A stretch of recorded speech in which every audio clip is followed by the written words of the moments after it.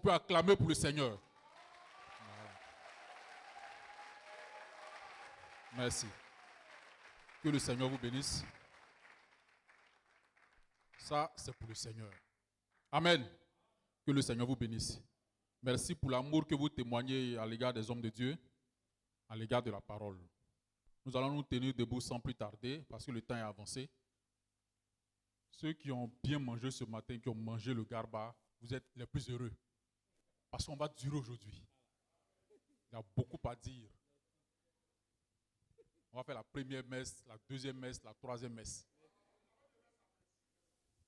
Donc ceux qui ont mangé le garba ce matin, parce que quand je venais, je les ai vus au couloir. Vous êtes les plus heureux. Dans ceux qui veulent se comporter comme les blancs, ils ont pris du thé rouge ce matin, vous allez souffrir. C'est tout juste pour vous titiller, pour que vous soyez à l'aise. Amen. Aujourd'hui, je ne vais pas demander quels sont ceux qui n'ont pas de piles, parce que il y a des gens qui ont des téléphones Samsung S24, S25, ça coûte 300 000 francs. Une petite Bible de 10 000 francs, ils ne peuvent pas acheter. Si je dis levez un peu la main, ceux qui n'ont pas de Bible. Frère Aka, déjà ta main levée. Ah, voilà. Voilà, ça c'est quelqu'un qui est bien. Il a 3 Bibles. Voilà. Moi j'ai 2 Bibles. Il y a une Bible que j'ai mise au salon. Les enfants en ont fait leur tableau. Voilà. Il faut toujours avoir des Bibles. Comment vous pouvez venir à l'église sans Bible? Vous avez honte de la parole de Dieu. Pour ne pas que vous soyez identifiés comme des croyants, quand tu sors de la maison, on te demande, mais tu vas où? Tu dis, non, je vais à côté, tout près ici, je reviens. Parce que tu n'as pas de Bible. Mais si tu as une Bible, on n'ose même pas te demander où tu vas. Parce que si j'ai une Bible en main et que tu me demandes, je vais où? Je dis, je vais jouer au football, tout simplement. Parce que tu as vu une Bible dans ma main. On ne peut pas te demander, avec une Bible en main, tu vas où? Mais toi, tu n'as rien. Rien. C'est-à-dire, quand tu sors de la maison, c'est comme si tu partais au marché, c'est comme si tu partais au supermarché. On peut même te demander, mais tu vas où? Il dit, non, je vais à côté ici, là, je reviens. Tu as honte de dire que je vais à l'église. On dit, hein, toi aussi tu vas à l'église. Parce qu'on connaît ta vie déjà. À cause de toi, la parole de Dieu est blasphémée. Hein, toi aussi tu vas à l'église. Mais c'est que vraiment, l'église est tombée, hein? Toi aussi tu vas à l'église. Parce que tu n'as pas une bonne vie. À cause de toi, la parole de Dieu est calomniée. Frère, il ne faudrait pas que ce soit ainsi. Soyez de véritables croyants. Prenons une écriture dans le livre de Psaume, le chapitre 119. Nous allons lire seulement le verset 4. Psaume chapitre 119, le verset 4. Psaume 119, c'est le chapitre le plus volumineux de Psaume. Psaume 119, le verset 4. Seulement le verset 4. Psaume 119, le verset 4. Disons. Pour ceux qui n'ont pas de Bible, n'ayez pas honte de regarder au tableau. Regardez ici. Psaume 119, le verset 4. Tu as prescrit tes ordonnances. Tu as prescrit tes ordonnances. Pour qu'on les observe avec soin. Frère, dis amen. Amen. Tu as prescrit tes ordonnances pour qu'on les observe avec soin. Le tu là, c'est qui? Tu, c'est le Seigneur lui-même. Donc, il a prescrit des ordonnances. Donc, retenez le mot, parce que quand on lit un texte, il a ce qu'on appelle les mots-clés. N'est-ce pas? Alors, le mot-clé ici qu'il faudrait retenir, c'est ordonnance. C'est pourquoi ce matin, nous allons voir les 3 ordonnances divines pratiquées par la vraie Église. Parce qu'il y a la fausse Église. Il y a la fausse Église. Et puis il y a la vraie Église. Maintenant, la vraie Église a reçu des ordonnances. Et ces ordonnances-là, le Seigneur ne les a pas données pour le plaisir de les donner. Le Seigneur n'a pas donné des ordonnances parce qu'il avait envie de décorer la Bible. Il a donné ses ordonnances. Frère, reprends l'écriture. Il a donné les ordonnances. Tu as prescrit tes ordonnances pour qu'on les observe avec soin. Il a pressé pour qu'on les observe avec soin. Ces ordonnances-là doivent être pratiquées méticuleusement. S'il les a données, c'est pour qu'on puisse les pratiquer. Amen. Maintenant, nous allons voir ces ordonnances-là. Quelles sont ces ordonnances? Bien-aimés frères, si vous êtes d'accord, nous allons prier le Maître, Yeshua HaMashiach. C'est lui, le propriétaire et l'inspirateur de cette écriture que nous venons de considérer. Nous allons lui demander de nous parler ce matin. Il ne faudrait pas que ce soit le frère Akilas qui parle, parce que si vous voulez me regarder, vous allez regarder à mes défauts, vous allez regarder à mes faiblesses. Vous allez dire, ah, c'est lui. C'est même pas la personne qui dit là, c'est faux. Il faut plutôt demander au Seigneur de te parler ce matin. Amen. Il faut demander au Seigneur de te parler. Donc, nous, tous ensemble, nous allons prier le Seigneur. Seigneur, nous sommes venus ici pour que tu puisses nous parler. Ne venez pas ici pour regarder comment est-ce que le frère Paris a porté son costume aujourd'hui. J'ouvre une parenthèse rapidement que je vais fermer. Parce qu'il y en a qui viennent pour regarder. Aujourd'hui, là, il est mieux habillé que moi. Aujourd'hui, là, il est plus habillé que moi. Il y en a, ça ne manque jamais, frère. Il y en a même qui viennent pour faire, comme on le dit à Yopougon, les bérets. C'est-à-dire, c'est le seul moment où ils peuvent se rencontrer. Parce qu'en semaine, il est dans ce Manawa, il est en train de se débrouiller, il se bat à gauche, à droite. Et puis c'est le dimanche, il se retrouve avec sa CP ou bien son CP à l'église pour faire des critiques, les médisances, pour regarder qui est bien habillé, qui est venu aujourd'hui. Frère, il ne faudrait pas que ce soit ainsi. Quand vous payez votre transport pour venir à l'église, il faudrait que ce soit pour venir écouter la parole de Dieu pour changer votre vie. Vous venez écouter la parole de Dieu pour changer votre vie. Tu ne viens pas écouter la parole de Dieu pour Paris. Donc ce matin, le Seigneur va te parler. Le Seigneur va me parler. Le Seigneur va nous parler. C'est logique. Prions le Seigneur. Yahweh, notre Elohim et notre Père. Nous bénissons ton grand nom qui est au-dessus de tout nom, Seigneur. Merci encore ce matin pour la grâce que tu nous as accordée, Seigneur, de nous rassembler dans ce lieu pour écouter ta parole. Seigneur notre Père, nous avons été à l'école, c'est pourquoi nous savons assembler les syllabes pour former, pour lire, Seigneur, les mots. Mais ce matin, nous n'avons pas besoin de la connaissance intellectuelle. Nous avons besoin de ta présence pour nous éclairer. Nous avons besoin de ta présence ce matin pour nous édifier. Nous avons besoin, Seigneur, que tu descendes par la puissance du Saint-Esprit dans le cœur de chacun d'entre nous, Seigneur.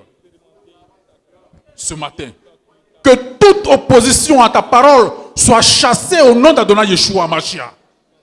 Que tout esprit de sorcellerie, tout esprit de méchanceté, tout esprit qui ne confesse point ton nom, nous les chassons au nom d'Adonai Yeshua HaMashiach. Que tous les esprits ici présents soient captifs de ton Saint-Esprit. Donne-nous ta parole ce matin pour faire du bien à nos âmes. Honneur et louange te soient rendus. Car nous t'avons prié au nom d'Adonai Yeshua HaMashiach. Amen. Asseyez-vous s'il vous plaît, que le Seigneur vous bénisse. Les bien-aimés frères qui ont chanté à la chorale tout à l'heure ont donné un beau cantique. Soyez très attentifs. On ne sera pas long, mais on sera précis. Rassurez-vous, au plus grand tard, à midi, nous allons tous rentrer à la maison. En tout cas, si ça tenait qu'à moi seul. Alors, nous débutons une série d'enseignements ce matin. Nous allons mettre une pause sur les âges. Nous débutons une série d'enseignements en vue de la préparation de la veillée du 31 décembre. Parce que le 31 décembre, nous allons nous réunir ici pour prier, pour rester avec le Seigneur. Et ces enseignements que nous allons apporter à partir d'aujourd'hui vont porter sur des choses que nous connaissons déjà. Dites Amen. Ce sont des choses que nous connaissons déjà. Mais il est toujours bon de rappeler ces choses-là. Parce qu'il y a un adage ou un proverbe français qui dit que la répétition est la mère des sciences. Dites Amen. Donc nous allons rappeler ces choses. Pourquoi? Pourquoi il est important de rappeler ces choses que nous pensons connaître? Pourquoi il faut rappeler cela? On doit les rappeler parce que il y a chaque fois de nouvelles personnes qui viennent à l'église. Je vais prendre un exemple. Qui sont ceux qui sont venus seulement cette année, en 2025, à l'église ici? Je vais voir un peu ceux qui sont arrivés en 2025, en janvier, en février, en mars, avril, mai, juin, juillet, août, voilà. Août, septembre, voilà, ok. Donc on a environ 5 ou 6 frères ou 7 frères. Merci beaucoup, frères. Ce sont les frères et des sœurs qui sont arrivés il n'y a pas longtemps. Donc on peut dire que c'est sûrement des choses qu'ils ne connaissent pas. Et donc, notre rôle, c'est de rappeler ces choses-là pour que les frères et les sœurs qui sont arrivés il n'y a pas longtemps puissent être au même niveau de connaissance que nous. Est-ce que vous comprenez un peu? Il faut que tous les frères et toutes les sœurs soient au même niveau de connaissance. Ça, c'est la première raison. Pourquoi il faut rappeler ces choses que nous prétendons connaître? Il faut rappeler ces choses. La deuxième raison, c'est quoi? La deuxième raison, c'est parce que souvent, on peut être des auditeurs oublieux. Tu peux dire que j'ai déjà écouté une prédication telle, j'ai déjà écouté une telle prédication, mais il y a des points d'ombre ou des points obscurs qui peuvent rester en suspense. Et donc, la nécessité de rappeler va permettre d'éclairer toutes ces zones d'ombre-là. C'est pourquoi il est bon toujours de rappeler. Alors, on ne finit jamais d'apprendre la parole de Dieu. Si vous êtes en face de quelqu'un qui dit qu'il maîtrise la parole, frère, sachez qu'il est en train de s'identifier automatiquement comme étant Elohim. Parce que la parole de Dieu, c'est Dieu lui-même. Il est illimité. Elle est illimitée. On ne peut pas la maîtriser. On ne peut pas tout connaître de la parole de Dieu. C'est pourquoi il faut toujours revenir sur des éléments qui sont des éléments très importants et des éléments capitaux. Amen. Alors nous allons aborder ce matin, comme le frère James, le frère Boué va l'afficher, le titre. Merci beaucoup, frère. Les 3 ordonnances divines pratiquées par la vraie Église. Comme je l'ai dit, quand on donne je dirais une phrase, mais quand on donne un ensemble de mots, il y a des mots-clés qui sont à l'intérieur. Les 3 ordonnances pratiquées par la vraie Église. Une ordonnance, c'est quoi? Une ordonnance, c'est quoi? Dans le mot ordonnance, parce que le français, c'est une langue qui est simple. Hein. Dans le mot ordonnance, il y a la racine ordre. N'est-ce pas? Et donc, une ordonnance, c'est un ordre. De manière simple, c'est un commandement. Est-ce que vous comprenez, frère? J'aime bien le dire, si tu n'as pas été longtemps à l'école, quand tu viens dans la maison du Seigneur, il y a des choses élémentaires que tu vas rattraper tout simplement. Donc, les 3 grands commandements que le Seigneur a donnés, pas à toutes les églises, mais seulement à son église. Maintenant, toutes les églises prétendent appartenir au Seigneur, n'est-ce pas? À la lumière de ce que nous allons voir à partir d'aujourd'hui, vous allez vous-même faire un diagnostic et vous allez tirer votre conclusion pour savoir est-ce que ces églises-là, qui prétendent être l'église du Seigneur, sont effectivement des propriétés privées du Seigneur ou bien ce sont des propriétés privées d'individus. 3 ordonnances. Donc, comme je l'ai dit, le mot ordonnance veut dire commandement, veut dire ordre, veut dire précepte. N'est-ce pas? Yahweh, ou si vous voulez, Yeshua, c'est lui qui est le propriétaire de la véritable église. C'est pourquoi dans Somme chapitre 119 que nous avons lu, il est mentionné ce qui suit. Tu as donné tes ordonnances. Tu as donné tes ordonnances. Donc, Yahweh a donné des ordres à son église. Qui représente son épouse. J'ouvre une parenthèse, je rentre dans le naturel, je referme rapidement pour revenir aux Écritures. Frère, un bon homme aime donner des ordres à sa femme. Et les ordres qu'un bon homme donne, ce ne sont pas des ordres pour faire du mal à sa femme. Yeshua Hamashiach ne nous a pas donné des ordonnances pour nous faire du mal. Jamais. Il nous a donné ces ordonnances pour que nous puissions vivre par ces ordonnances-là. Une véritable femme, en réalité, elle aime recevoir des ordres de son mari. Souvent, elle me venir dire, chérie, tu n'as pas d'ordre ou d'instruction à me donner? Ça, c'est une bonne femme. Frère Abraham me dit, une femme qui est vraiment femme. Donc, l'église du Seigneur aime recevoir des ordres ou des ordonnances de son époux. Chérie, tu n'as pas d'ordre à me donner. Tu n'as rien à me dire ce matin. Tu n'as pas d'instruction à me donner. Ce n'est pas les femmes qui disent non, moi je n'aime pas qu'on me donne des ordres. Hein, parce que l'article 12 du droit de la femme à son alinéa 2 stipule que frère.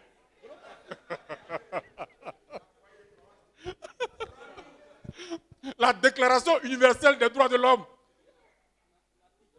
à son article 12, alinéa 2, stipule que l'homme n'a pas le droit de donner des ordres à sa femme parce que les deux sont égaux. Non, frère. Une vraie femme doit aimer recevoir des ordres de son mari. Nous également, l'église du Seigneur, on aime recevoir des ordres de notre maître, de notre époux. Seigneur, tu n'as pas d'ordre à nous donner. Ça nous fait du bien, frère. Seigneur, tu n'as pas de commandement à nous donner. Ce n'est pas à nous de l'église. Seigneur, tu veux dire quoi? Tu parles, je parle. Ton pied, mon pied. Tu sors, je sors. C'est comme j'ai entendu quelque part sur une chaîne là, une femme qui disait, moi si mon mari me trompe, je le trompe. Une véritable sorcière. Un bon homme ne doit pas tromper sa femme. Frère, dites amen. C'est ça qui est la vérité, frère. Un bon homme ne doit pas tromper sa femme. Puis vous avez des frères qui sont amis. Je suis ami à frère Paris, je sais que le frère Paris a une copine, et puis je suis incapable de parler au frère Paris. Ça, c'est quel genre d'amitié? C'est pourquoi nous autres, on n'a pas d'amis. Mais si tu es dans mon entourage, la lumière même va te chasser. Je sais que le frère Paris a sa femme qui est ici. Elle est où, frère? Elle est derrière. Quand la soeur me voit, elle me respecte. Quand elle me salue, elle fait comme shalom, pasteur. Il dit shalom, ma soeur. Et puis son mari, Paris, lui et moi, on est collègues, ou bien on est amis. Et puis, je sais que il a Vanessa. Et moi, je sais ça, je connais sa femme, elle est à l'assemblée ici. Et puis, je suis incapable de parler au frère Paris. Frère Paris, comment tu as Vanessa? Vanessa et Ruth, elles font quoi dans ton téléphone? Mais tu as déjà la femme qui est là, ta soeur qui est là. C'est ta femme, n'est-ce pas? Mais Vanessa fait quoi? Et puis tu dis, shalom frère Paris sur mon frère. Ce n'est pas ton frère, tu es contre lui. Frère, dites amen. Vous avez des frères ici qui ont des amis, qui sont frères et amis dans l'assemblée. Il sait que son frère a des copines dehors et puis il est incapable de lui parler. Toi, tu es quel genre de croyant? Toi, tu es quel genre de croyant? Depuis quand ça arrive au niveau des prédicateurs, on appelle le frère Armel. Frère Armel, toi tu as mis au frère Paris, tu savais qu'il avait Vanessa. Il dit oui, pasteur, tu es mauvais. Tu es mauvais. Tu ne peux même pas parler au frère Paris. Non, Paris c'est mon CP. C'est mon gars. Ce n'est pas ton gars. Tu es contre lui. Il faut dire la vérité aux frères. Frère, c'est pourquoi nous n'avons pas d'amis ici. Si tu es... Frère, ce n'est pas pour nous lancer des fleurs. Parce que si tu es dans mon entourage, que tu fais ce genre de choses, je vais te dénoncer. Je vais te dénoncer. Donc regardez-moi bien. Avant de venir dans mon entourage, revoyez vos vies. Revoyez vos voix. On n'a pas d'amis. C'est pour vous faire du bien, c'est pour vous, frère. Alors, revenons à l'écriture. Frère, s'il te plaît, Somme chapitre 119, le verset 4, s'il te plaît. Frère Major. Mais non, c'est mon ami. Frère Paris, c'est mon ami. C'est ton ami en comment? Tu as prescrit tes ordonnances. Tu sais qu'il a une copine et puis tu ne peux même pas lui parler. Toi, tu es quel genre d'ami? Et puis quand tu vas chez le frère Paris, c'est la soeur qui te fait à manger. Ah, soeur, merci beaucoup, que le Seigneur te bénisse. Tu sais que le frère a une copine dehors. Revoyez vos voix. La scène approche, revoyez vos voix. Il ne faudrait pas vivre comme ça. Et puis ils sont là. Frère Paris va ajouter. Ça, c'est la débauche, frère. C'est la débauche. Ce n'est pas la polygamie, c'est la débauche. C'est la débauche. Et puis tu vois le frère Paris dire, oui, un homme peut prendre. Mais tu peux prendre, qui t'interdit de prendre ici? Tu vas faire quoi avec Vanessa qui est dehors là-bas? Non, l'homme a le droit. Oui, l'homme a le droit, mais pourquoi tu ne viens pas prendre ici? Parce qu'il ne peut pas souiller les sœurs, parce que les sœurs vont dire non.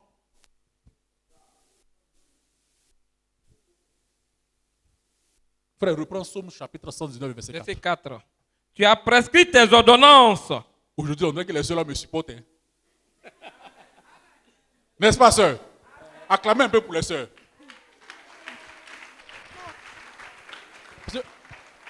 On doit être équilibré. Quand c'est mauvais, dites que c'est mauvais. Quand c'est bon, dites que c'est bon. Somme 119, le verset 4. Tu as prescrit tes ordonnances. Le Seigneur a prescrit des ordonnances. Il a donné des commandements. Pour qu'on les observe avec soin. Pour qu'on puisse les observer avec soin. Donc, Yeshua Hamashiach, qui est le propriétaire de l'église, qui est le fondateur de l'église, lui seul, il a versé son sang pour que l'église soit sauvée. Amen. Frère, ce n'est pas le frère Aquilas qui a versé son sang pour toi. Non, c'est Yeshua Hamashiach lui-même qui a versé son sang pour que l'église soit sa propriété privée. Amen. Et donc, il a donné des ordres. Il a donné des commandements pour qu'on puisse les observer. Et ces commandements-là, frère, ce ne sont pas des symboles. Nous allons les voir. Ce ne sont pas des symboles, ce sont des choses qu'on doit appliquer ou pratiquer littéralement. Il ne faudrait pas chercher à les spiritualiser pour dire non, que ça c'est de manière spirituelle, comme certaines églises le disent ou le font. Mais ce sont des choses qu'il faut appliquer littéralement. Maintenant, quelles sont ces ordonnances? Quels sont ces ordres? Quels sont ces préceptes que le Seigneur a laissés à l'église? C'est quoi ces préceptes-là?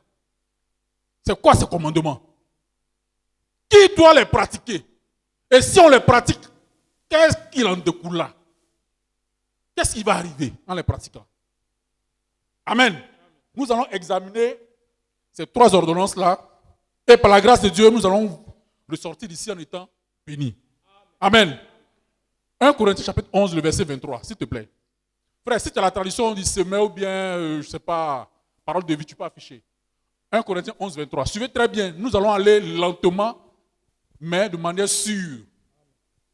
1 Corinthiens 11, verset 23. 1 Corinthiens 11, verset 23. Ceux qui n'ont pas de Bible, suivez ici, s'il vous plaît. Oui. Car j'ai reçu du Seigneur ce que je vous ai enseigné. Bon, ça c'est quelle tradition? Genève. Il faut afficher parole de vie ou bien semeur. Qui a le semeur ici, bien parole de vie? Moi, oui, 1 Corinthiens 11, verset 23. Voilà, c'est ça que je voulais. Car voici la tradition que j'ai reçue du Seigneur. Virgule. En français, comme un virgule, c'est-à-dire on fait une légère pause. Voici la tradition que j'ai reçue du Seigneur. Frère, l'église a une tradition. Une tradition, c'est quoi? Une tradition, c'est une coutume, n'est-ce pas? C'est une habitude. Donc, l'église a une habitude. L'église a une coutume. L'église a une tradition. Maintenant, quelle est cette tradition? Quelle est cette coutume? Qu'est-ce que l'église a pour habitude de faire? Ce que l'église a pour habitude de faire, tout est mentionné dans les Saintes Écritures. Mes frères, la fête de Noël que vous allez fêter le 25 décembre, est-ce que c'est une tradition de Dieu? Est-ce que c'est une tradition de Dieu? Parce que l'apôtre Paul dit, car voici la tradition que j'ai reçue du Seigneur. Quand vous parcourez toutes les saintes écritures, vous ne verrez jamais la fête de Noël dedans. Autrement dit, la fête de Noël, c'est une tradition du diable qu'il a donnée à ses enfants et à ses églises. Est-ce que vous comprenez? Mais nous allons voir le 25 décembre, il y aura même des frères qui vont porter bonnet rouge avec un petit pompon blanc au sommet. Il y a même des frères même qui ont l'audace même de jouer le rôle de Père Noël dans le quartier. On dit cette année-là, ton fils, ça s'appelle comment? Ton fils? Son nom français, là, c'est quoi? Voilà, Daniel. Cette année-là, c'est le papa de Daniel qui a joué le rôle de Père Noël dans le quartier. Le papa de Daniel, là, c'est le frère Paris. Et puis tu vois le frère Paris dans le quartier, il a un chapeau rouge avec un petit pompon blanc au but, et puis il a mis une barbe. Et puis tu vois, il a mis un peu de chiffon dans son ventre, et puis il est en train de danser. Père Noël, frère, des bêtises. J'ai vu sur Facebook une vidéo où il y a une femme qui a giflé le... Oh, c'est pas vrai. Frère, le diable, il est méchant, frère. Sous prétexte que c'est la naissance du Seigneur Yeshua Mashiach. Mais naissance du Seigneur Yeshua Mashiach, tous les hôtels seront remplis. Il y aura même des frères qui seront assis. En attendant, le 31 décembre. Vive Noël! Vive Noël! Puis tu trouves le frère, il est assis comme un patron, il a croisé ses deux pieds comme ça, avec une bière, et puis Vanessa est assise à ses côtés. Oui, les Vanessa, frère, ça c'est l'équipe type des prostituées. Car voici la tradition que j'ai reçue du Seigneur. Donc il a reçu une tradition. Et cette tradition-là, c'était quoi? Et que je vous ai transmise le Seigneur Yeshua. Le Seigneur Yeshua. Dans la nuit où il fut livré. Oui. Pour être mis à mort. Pris du pain. Suivez donc mon exemple. Comme moi de mon côté. Vous voyez? Donc la Sainte Seine, c'est une tradition. C'est une coutume. C'est une habitude de la vraie Église. Mais la fête de Noël, c'est une tradition, c'est une coutume des églises diaboliques et sataniques. Comme vous, peut-être vous n'avez pas été longtemps dans ces églises, frère, le 24 décembre, dans les églises, il y a une église que je vais citer même, je n'ai même pas peur, l'église de Baoulé. Vous la connaissez, non?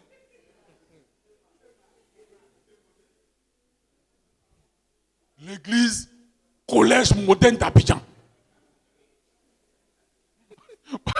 Parce que maintenant, c'est pas trop les noms, sinon. Vous voyez quelqu'un qui se met là et puis il vient, il m'arrête. Collège moderne d'Abidjan ou bien collège moderne d'Agamé. Le 24 décembre, vous allez voir, frère, l'estrade sera remplie de poudre, de lingettes, de parfums, de désodorisants, de je sais pas quoi. Savon. Et puis savon, il y a qualité, il y a BF, Bellivoire, je sais pas, rempli comme ça. Avec la poudre, sous prétexte que le Seigneur va naître demain. Et puis, après le culte, on ramasse les poudres, parfums, savon, lingettes, on remet ça à mon pasteur. Mon pasteur va ouvrir un magasin à la Riviera 2. Elle a une boutique. Vous allez voir, ils vont commencer à crier. L'enfant est né. Ils ont même composé une chanson. N'est-ce pas? Il est né le divin. Cette chanson-là sera chantée. Vous allez voir sur RTI, aussi RTI à partir du 24, du 25. Et les églises vont fêter cela. Mais est-ce une tradition que le maître a laissée à l'église? C'est des traditions diaboliques. Et vous allez voir dans les maisons des catholiques, vous allez trouver un petit endroit qu'on appelle la crèche. N'est-ce pas? La crèche. On décore avec les fleurs comme ça. Avec des poupées qu'on vend au marché de Makori. Poupées. Avec un peu d'herbe autour. Avec des figurines. Et puis on met. Et puis chaque matin, vous voyez les vieilles mamans qui sont toujours en 3 pagnes là. Elles viennent.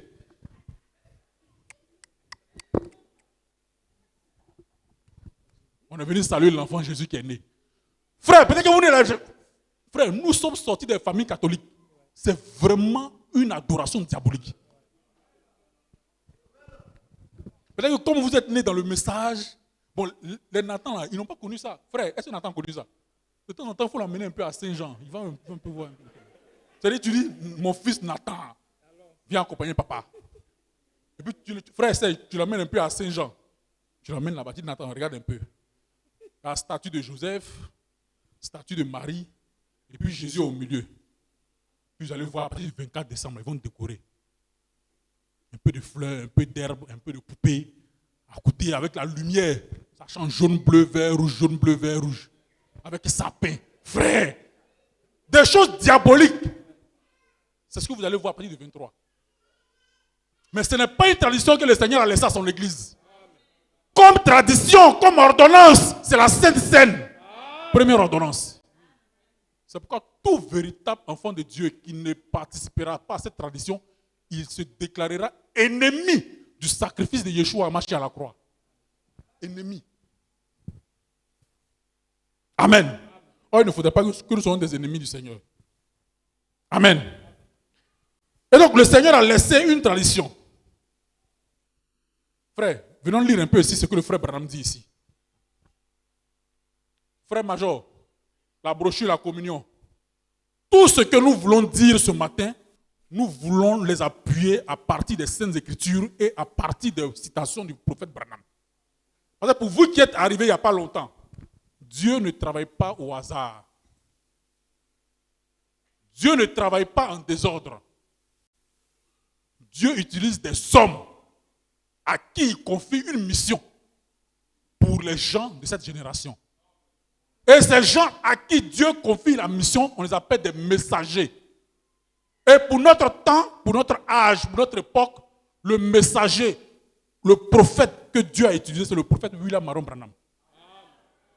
Il a prêché clairement les Saintes Écritures, sans ambiguïté. Frère, lise paragraphe 17. La communion, paragraphe 17. Paragraphe 17, la communion. Oui. Frère, lis chez toi. Maintenant. Nous avons seulement 3 ordonnances naturelles. Suivez très bien. On a 3 ordonnances naturelles divines. 3 ordonnances naturelles divines. Frère, si tu cherches, tape dans recherche, tape ordonnance ici. Voilà, tape ordonnance. Dans navigation là. Voilà, tape ordonnance. Voilà. Ordonnance. Très bien. Super, voilà ça. Non. Bon, 17. Lis, s'il te plaît. Maintenant. Nous avons seulement 3 ordonnances naturelles divines. Suivez-moi ici, s'il vous plaît. Nous avons 3 ordonnances naturelles divines. C'est-à-dire, ce sont des ordres, ce sont des commandements. On ne doit pas les spiritualiser. Ce sont des choses qu'on doit appliquer littéralement. Est-ce que vous comprenez un peu? Donc, elles sont 3, ces choses-là. Donc, ils sont au nombre de 3 ces ordonnances-là. Naturelles divines. Oui. Qui nous ont été léguées. Oui, continue. L'une d'elles, de ces choses-là, ou de ces ordonnances-là, c'est la communion. Frère, dites Amen. Amen. Donc, l'une de ces choses-là, c'est la communion. Ce qu'on appelle la Sainte Seine. Qu'on appelle aussi le souper du Seigneur. Amen. Ou le repas du Seigneur. Ce sont des synonymes. Donc, le souper du Seigneur ou la communion, c'est une ordonnance que le Seigneur a donnée. C'est-à-dire, c'est une coutume que l'Église doit appliquer ou pratiquer littéralement. Amen. Continue mon frère, s'il te plaît. Le lavement des pieds. Le lavement des pieds, ou on peut dire aussi le lavage des pieds. Mes frères, les églises d'où vous venez là, à part la communion que j'ai citée, est-ce que vos églises auxquelles vous apparteniez avant, à partir du lavage des pieds, frère, n'ayez pas honte, vous n'êtes plus avec eux. Vous pouvez maintenant les critiquer. Moi, j'étais dans une église, je fais pratiquement plus de 10 ans là-bas. Je ne citais pas le nom de cette église, mais vous allez savoir de quelle église il s'agit. Là-bas, les sœurs là sont toujours en voile. Ils ont un grand temple quelque part à Yopougon là-bas. Même la sœur, quand elle rentre sous la douche, elle est voilée. Mais le jour où la sœur enlève son voile, patatras, bonjour les dégâts. Donc, ces églises-là ne pratiquent pas le lavage des pieds ou le lavement des pieds, n'est-ce pas? Même l'église sœur de cette église-là,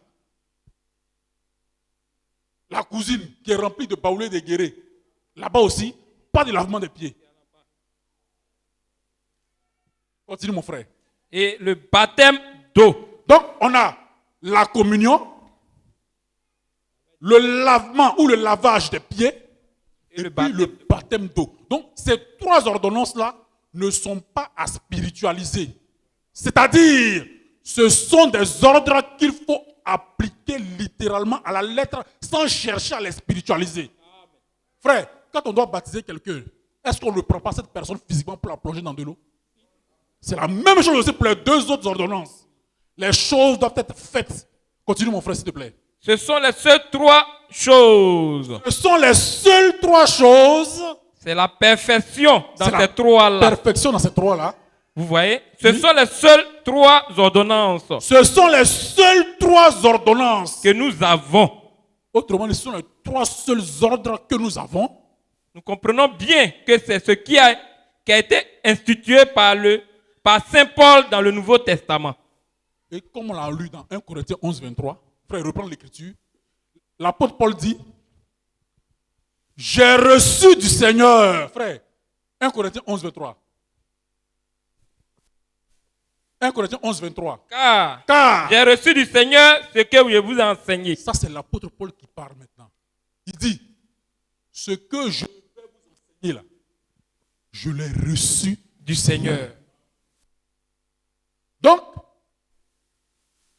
Paul a reçu cela du Seigneur. Maintenant, vous allez trouver des églises qui disent, ça c'est l'apôtre Paul qui a parlé.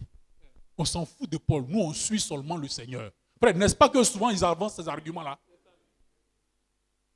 Nous, c'est le Seigneur qu'on suit, parce que c'est lui qui est mort à la croix pour nous. C'est vrai. Mais le même Seigneur, il a dit, vous là, je vous ai choisi. Allez prêcher la parole. Celui qui vous écoute, il m'écoute. Celui qui vous rejette, me rejette. Le même apôtre Paul, on ne le lira pas dans Philippiens chapitre 4, le verset 9. On ne lira pas, il dit, ce que vous avez entendu de moi, ce que vous avez appris de moi, pratiquez-le et le Dieu de paix sera avec vous. Il enfonce encore le clou dans Galates chapitre 1, le verset 8 à 9. Il dit, si un ange descend pour vous dire le contraire, pour vous enseigner le contraire de ce que moi, l'apôtre Paul, je vous ai donné comme enseignement là, il faut le maudire. Amen. Amen. Donc l'apôtre Paul a reçu cela de la part du Seigneur. Amen. Une tradition que le Seigneur lui avait communiquée. Amen. Amen. Regardez encore dans la prédication poussée à bout. Frère Major, poussé à bout. Ce que le frère Branham dit ici. Paragraphe 194. Ici, s'il te plaît, mon frère. Poussé à bout. Paragraphe 194. Oui. Je crois que la communion est l'une des plus... Attends un peu. Regardez-moi un peu, s'il vous plaît. Nous sommes en train de parler des trois ordonnances ou de trois commandements que le Seigneur a laissés à son Église. Et je l'ai dit tout à l'heure, quand on parle d'ordre, le Seigneur ne donne pas des ordres pour faire du mal à son Église. C'est comme un homme, il ne donne pas des ordres à sa femme pour lui faire du mal. N'est-ce pas? Une vraie femme aussi aime recevoir aussi les ordres de son mari, n'est-ce pas? Donc nous voulons recevoir et écouter, appliquer et pratiquer les ordres que notre époux, le Seigneur, nous a donnés. Donc, le premier ordre, c'est la communion. Le deuxième, c'est le lavage des pieds. Et le troisième, c'est le baptême d'eau. Lis un peu ce que Frère Branham dit ici. Continue. Je crois que la communion Je crois que la communion est l'une des plus solennelles des plus sacrées et des plus douces adorations qu'il y ait au cours d'une réunion dans l'église. Donc, la Sainte Seine que nous allons faire prendre le 31 décembre, c'est l'ordre le plus solennel. C'est l'ordonnance la plus sacrée. Tout frère ou toute sœur qui va se soustraire à cette cérémonie-là, il prouve qu'il n'a jamais accepté le sacrifice de Yeshua à la croix. Autrement dit, ce frère ou bien cette sœur-là montre qu'il ou elle est ennemi de la croix de Dieu. C'est un moment solennel et sacré. Continue. Et plus douce adoration Oui. qu'il y ait au cours d'une réunion dans l'église. Oui, continue. Il y a deux choses qui nous ont été laissées. Il y a deux choses. Ça, c'est frère Branham, mais c'est une. Trois choses. Voilà. Que nous Il y a devons trois choses que nous devons observer. Ce sont des ordres et des ordonnances. Rappelez-vous, quand on dit ordonnance, ça veut dire ordre ou bien commandement. Donc, ce sont les ordres à respecter, oui. Beaucoup essaient donc de dire qu'ils ont le clou original. Frère Branham est en train de parler de ce qu'on appelle les reliques des saints, comme les églises le font. Il y a une église qui dit qu'elle est propriétaire et dépositaire des reliques. Quand on dit reliques, c'est quoi? Simplement, je vais vous expliquer. Les reliques, ça veut dire les objets ou bien les restes utilisés par des saints. Même dans le message, on a des catholiques. Ils disent, nous avons le chapeau du prophète. Nous avons le bonbon que le prophète aimait manger. Nous avons le stylo du prophète. Ce sont des catholiques infiltrés dans le message. Et l'église catholique dit qu'elle a ce qu'on appelle, je dirais, le Saint-Suaire. Vous entendez parler de ça, non? Frère, ne soyez pas des chrétiens. Je dis, souvent, je regarde un peu les frères. Je me dis, mais vous êtes en Côte d'Ivoire ou bien vous êtes à je ne sais pas où. Ce qui intéresse les frères, c'est Barça contre Real. Il faut des discussions inutiles. Le Saint-Suaire de Turin, c'est un linge qui était supposé couvrir le visage du Seigneur quand on l'avait enterré. L'Église catholique dit que elle a ce linge-là, on appelle le Saint-Suaire. Et puis ça est à Turin ou bien à Rome. C'est-à-dire quand le Seigneur a été enterré, comme on l'avait enveloppé, on avait mis un linge sur son visage comme ça. Et puis ça avait gardé les traces de son visage. Avec les traces là, ils ont refait le visage, soi-disant du Seigneur. Et c'est le monsieur qu'on montre à la télévision, dans les différents films de Jésus. Tantôt il a barbe, il n'a pas barbe, tantôt il a favori. Un vrai bandit. Ils disent qu'ils ont le Saint-Suaire de Turin. Il y en a même qui disent qu'ils ont l'une des pointes qui a servi à crucifier le Seigneur. Et puis ils gardent ça comme un fétiche. Ils disent qu'ils ont ça. Et c'est devenu un objet de dévotion ou d'adoration. C'est comme vous allez trouver un frère ou bien une soeur. Il dit, bon, ça là, c'est l'héritage de mon grand-père. Mon grand-père utilisait ça pour aller en guerre. Et puis tu gardes ça dans ta maison et puis tu es fier. Tu ne sais même pas ce que c'est. C'est comme par exemple on dit les Baoulés. Dans un village quelque part là-bas, ils ont le siège d'Abla Poukou. C'est vers Sakassou là-bas. Le ciel où elle s'est assise, quand elle a traversé la Komoué, elle s'est assise dessus. Et puis elle a commencé à dire, hey, je suis fatigué au Baouli. Frère, une histoire rocambolesque. Les gens étaient poursuivis par des guerriers, par des ennemis. Et puis il arrive au bord de l'eau. On fait comment? Et puis les crocodiles, enfin non pas les crocodiles, les hippopotames nous ont mis en rang, comme ça, pour traverser. Puis Kwaku est passé. Après Kofi est passé. Après Kone est passé. Et puis après, c'est Adjoa, les Afoué, les Akissi, ils sont passés. Toi, je peux monter sur hippopotame. Une histoire bidon. Et puis tu vois les baoulés, ils sont contents. Les frères Clément, ils sont contents. Non, nous là, on a quitté le Ghana, on a traversé la Congo sur le dos des hippopotames. Tu connais l'hippopotame? C'est des bêtises. Ne croyez pas ces choses-là. Et puis tu vois, Témélé aussi, il est content. Même groupe de baoulés, ils sont dans l'église en train de faire association des baoulés. Avec le frère Paulin qui est le chef. Et puis ils sont contents. Frère, ici, nous ne sommes pas des baoulés. Ici, nous sommes les citoyens du ciel. Ça, ce sont des fables. Mais le Seigneur Yeshua Hamashiach, il a vécu. Il a marché dans les rues de Jérusalem. Il est mort. Il est ressuscité. Il a fait des miracles. Il a mangé. Et jusqu'à aujourd'hui, les preuves scientifiques, les preuves historiques, les preuves sociologiques, les preuves philosophiques, juridiques sont encore là. Mais votre blabla beaucoup là, c'est des choses même, c'est seulement les baoulés de Kwangmassou seulement qui croient à ça. Les autres ne croient pas. Amen. Continue mon frère s'il te plaît. Ils ont un morceau d'étoffe. Ils disent que nous on a un morceau d'étoffe, on a le chiffon qui a servi à effacer la sueur du Seigneur. Mais il y a trois choses qui nous ont été données. Frère, toutes ces choses ça ne nous intéresse pas. Nous qui sommes l'église du Seigneur, il y a trois ordonnances, trois choses qui nous ont été données. Et ces choses-là, c'est quoi? Le repas du Seigneur. Le repas du Seigneur. Nous sommes contents, fiers de participer à ce repas-là. Vas-y. Le baptême. Frère, si tu es ici et que tu n'as pas encore été baptisé, il n'est jamais trop tard pour prendre le baptême aujourd'hui. Car ne remets pas à demain ce que tu peux faire aujourd'hui. Parce que rien ne prouve que demain, tu seras en vie. Parce que, frère, la vie est bizarre. La vie surprend.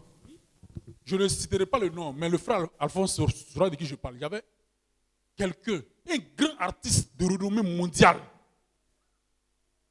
qui était venu à l'assemblée quand on était encore au foyer des jeunes. Il devait prendre son baptême. Les frères lui ont parlé. Je vais prendre. Il vient à l'église, il chante. Il fait jamais avec le frère Kevin. Je vais prendre. On va voir. Il venait avec nous, on mangeait ensemble, on se promenait ensemble, on venait à l'église ensemble. Un jour, on apprend que le monsieur est décédé. Tu ne sais pas ce que Dieu te réserve demain. Ce que tu peux faire aujourd'hui, il faut le faire maintenant. Parce que demain ne t'appartient pas. Non, bon, moi je vais attendre demain, mais moi je vais attendre en vacances, je vais faire. Qu'est-ce qui prouve que tu vas atteindre même le mois de février? Qu'est-ce qui prouve? Continue mon frère. Le baptême. Et le lavage des pieds. Le lavage des pieds. Sont les trois ordonnances qui ont été laissées à l'église. Oui, amen. Donc ce sont les trois ordonnances que le Seigneur a laissées à l'église. Maintenant, nous allons commencer par la première ordonnance. Ça, c'était une introduction. Mais rassurez-vous, à midi, nous allons partir. Ne dites pas, depuis là, c'était l'introduction. Les sœurs Anna là, frère Akilas, depuis là, c'était l'introduction. Oui, c'était l'introduction. Parce qu'on ne part pas au hasard. Il y a une introduction pour situer le contexte. Après que le contexte ait été situé, on fait maintenant le développement. Et après, on tire une conclusion. Le frère Akilas, ça c'est vraiment poussé par le Saint-Esprit. Parce que là, c'est les choses de dissertation de l'école. Frère, vous pensez que l'apôtre Paul là, c'était un idiot? Un jour, il était coincé, il dit, bon, vous là, trop c'est trop, venez ici.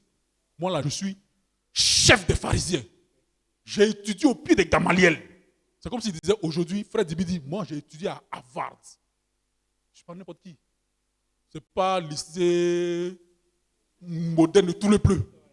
Non. Quelqu'un te dit que ouais, j'ai étudié à Harvard. Il a dit non, moi j'ai étudié au collège moderne Dion Robert de Blolequin.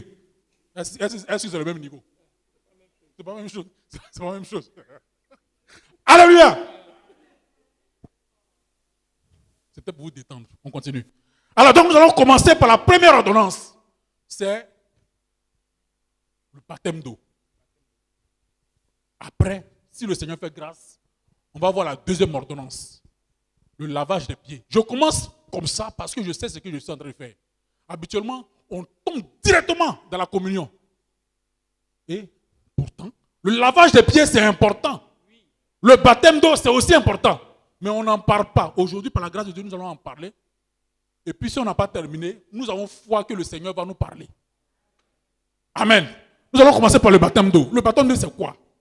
Frère, le baptême d'eau, pour ceux qui n'ont pas encore été baptisés, pour ceux qui ont été baptisés, le baptême d'eau, c'est la première ordonnance que Yeshua, en tant que propriétaire de l'église, a laissée à l'église.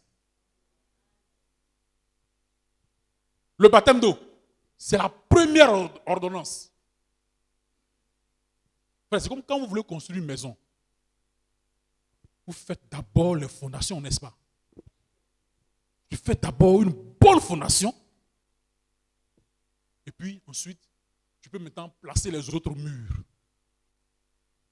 Donc le baptême d'eau, c'est le commencement de la marche chrétienne. Si tu n'as pas été baptisé conformément aux Saintes Écritures, c'est que tu n'as pas encore entrepris ta marche vers le ciel.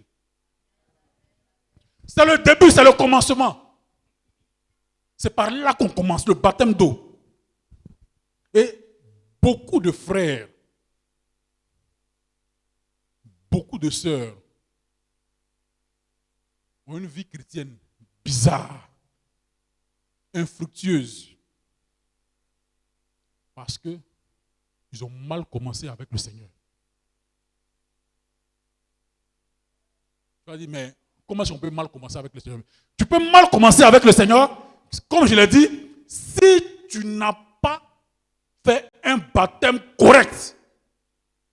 Ça suppose que quoi? Ça suppose quoi?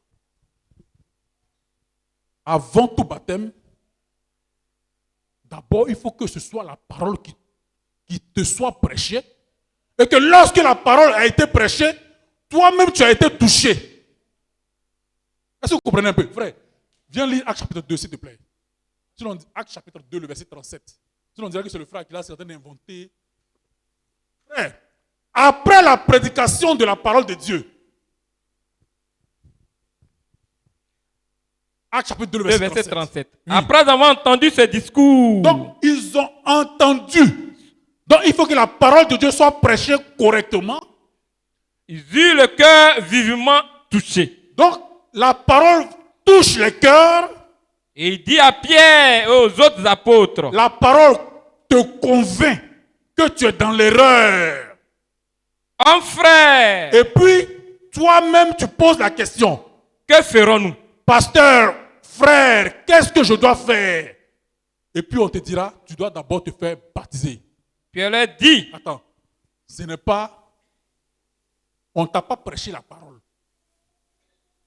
Tu as suivi un mouvement de masse.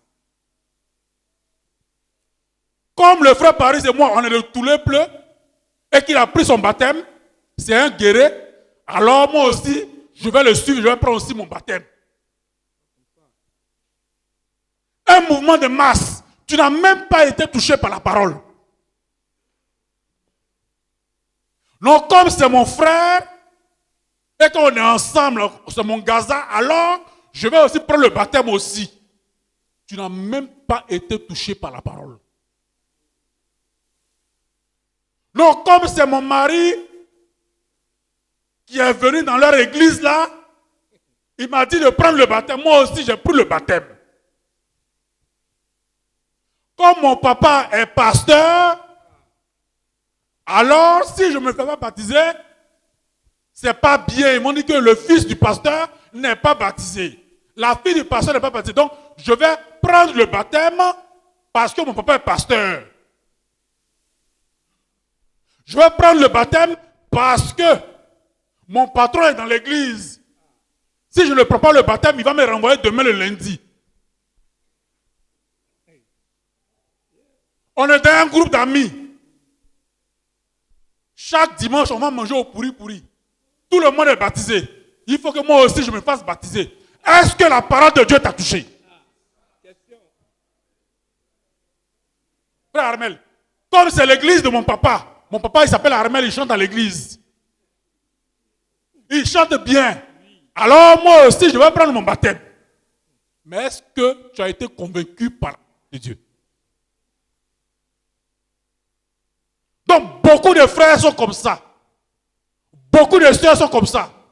Toi qui me regardes de la caméra, est-ce que la parole de Dieu t'a convaincu pour que tu puisses prendre ton baptême? Ou bien tu es venu là parce que tu es dans l'association des villageois baoulés de Marcory.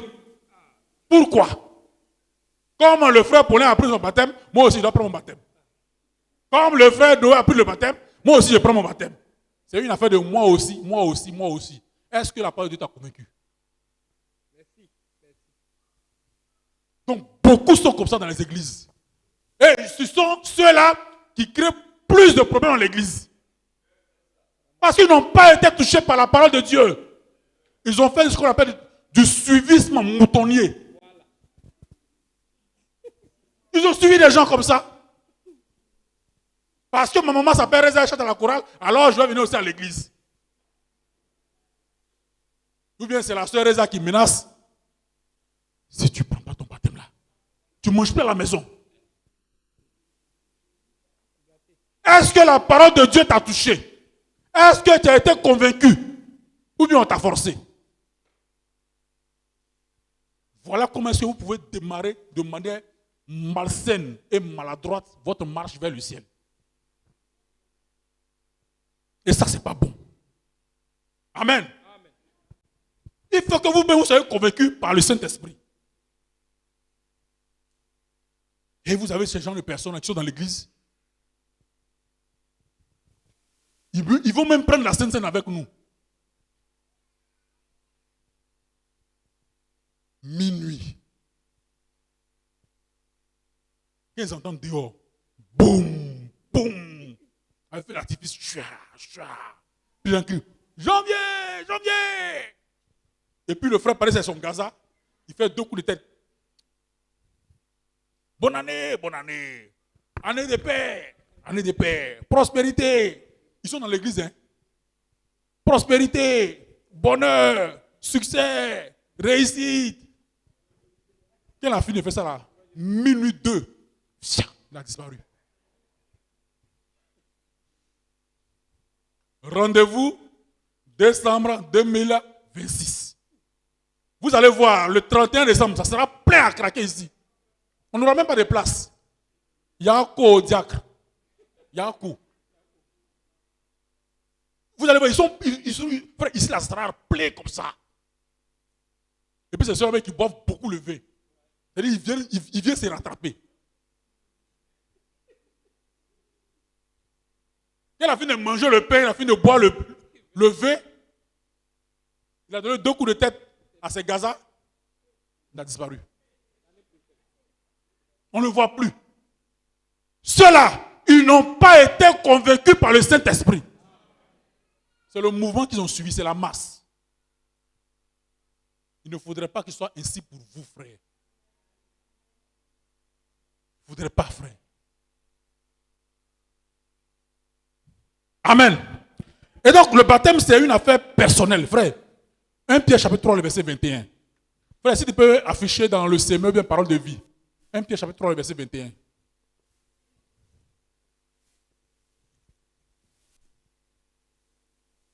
Et ceux-là, frère, vous allez les voir. Hein.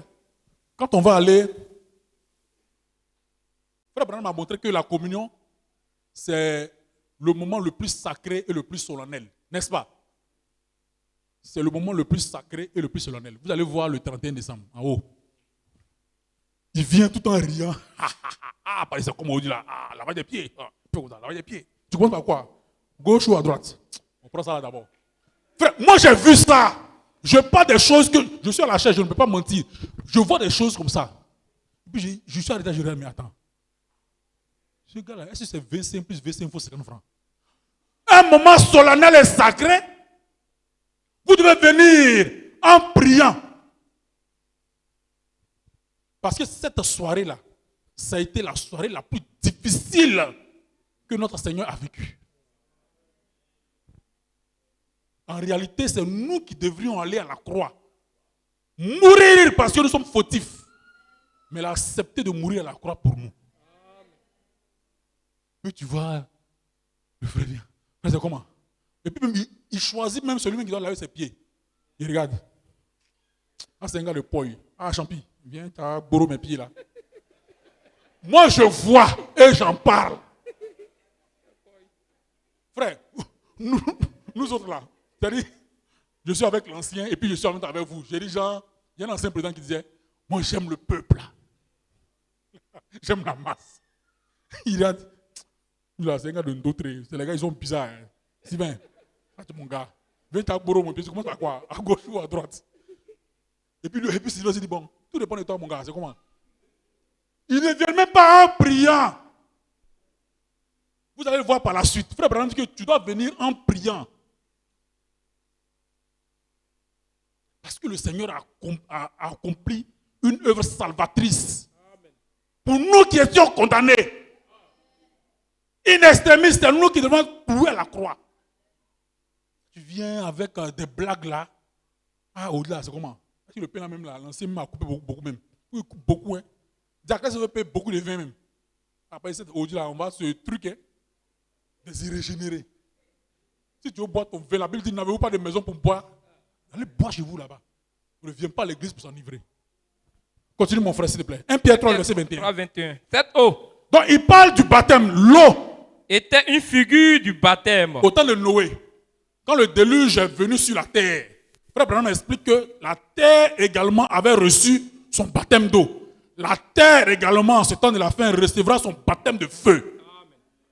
Mais l'eau, le déluge, c'était une figure du baptême. Qui n'est pas la purification des souillures du corps. Frère, mais ce n'est pas comme certaines églises qui pensent que quand on te baptise dans l'eau, alors d'abord ils disent que il faut que l'eau là coule d'abord. Comme ça, quand l'eau là coule, là, ça coule tous tes péchés. Frère, une croyance satanique. La Bible dit, ce n'est pas la purification des souillures du corps, mais l'engagement d'une bonne conscience. C'est l'engagement d'une bonne conscience envers Dieu. Et qui maintenant vous sauve. C'est-à-dire consciemment. Tu as toutes tes facultés en place. Moi, je reconnais que c'est moi qui devais mourir à la croix. Parce que je suis fautif. Mais Yahweh, de son amour, n'a pas permis. Et donc, en signe de reconnaissance, je m'identifie à la mort et à l'ensevelissement et à la résurrection du Seigneur Yeshua Mashiach à travers le baptême d'eau. C'est un engagement public. C'est pourquoi on ne peut pas baptiser un bébé. Si on ne va prendre quel engagement? Regardez celui-là. Regardez. Il comprend quoi? Il est en train de dormir. Regardez le fils du frère Noé. Il fait semblant de connaître. Ah, tu veux dire, on n'apprend pas ça. Il fait semblant, il est en train de lire. Mais c'est aussi bien. Mais ils n'ont pas cette conscience-là. Ils n'ont pas cette conscience-là. On ne peut pas les baptiser. Encore moins les fous qui n'ont même pas de conscience. On baptise des gens qui sont conscients, qui sont capables de discerner ou de faire un jugement. C'est ceux-là qu'on plonge dans l'eau. Et quand on les plonge dans l'eau, on les plonge dans l'eau pour montrer qu'ils sont morts et enterrés avec le Seigneur. Et on les fait ressortir pour montrer qu'ils sont ressuscités. Donc c'est un engagement que tu prends pour t'identifier à la mort et à la résurrection du Seigneur. Continue mon frère s'il te plaît. C'est un engagement d'une bonne conscience envers Dieu qui maintenant vous sauve, vous aussi. Amen. Par la résurrection de Yeshua à Mashiach. Alors, donc, avant le baptême d'eau, comme on l'a lu dans Actes chapitre 4, Actes chapitre 2, il faut d'abord une repentance. Dans la repentance, il y a la confession. Parce que souvent les gens confondent repentance et confession. Dans la repentance, c'est la confession.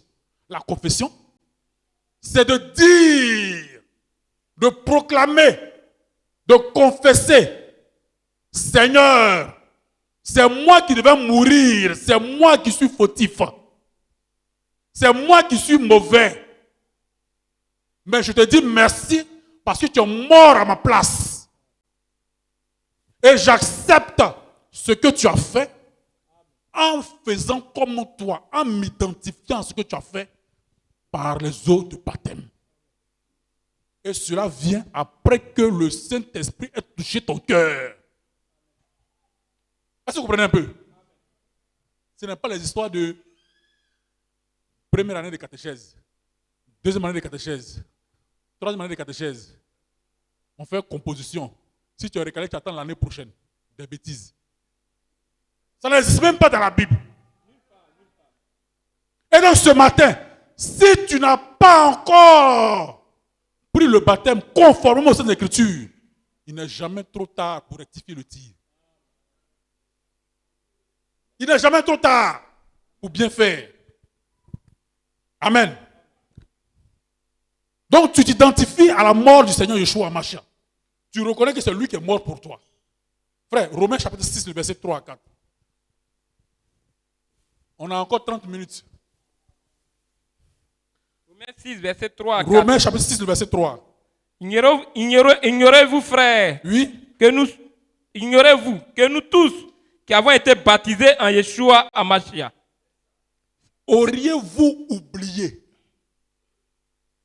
Parce qu'il y a des frères qui peuvent oublier. Hein? Donc là, l'apôtre Paul parle aux frères qui vivaient à Rome. Il dit, auriez-vous oublié que tous les baptisés ont fait acte de mort au péché? Parce que quand tu te baptises, en réalité, tu meurs au monde. Frère, dites Amen.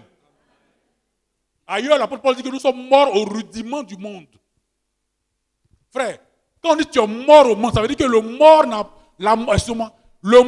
n'a plus d'influence sur toi. Tu ne vis pas selon le train de ce monde. Tu ne vis pas selon les traditions de ce monde. Est-ce que vous comprenez un peu? Auriez-vous oublié que tous les baptisés ont fait acte de mort au péché? Ou bien, ne savez-vous pas que nous tous qui avons été immergés, c'est-à-dire baptisés, nous qui avons été immergés en Yeshua Hamashiach, nous avons été plongés en sa mort? Continue mon frère s'il te plaît. C'est pas le même verset.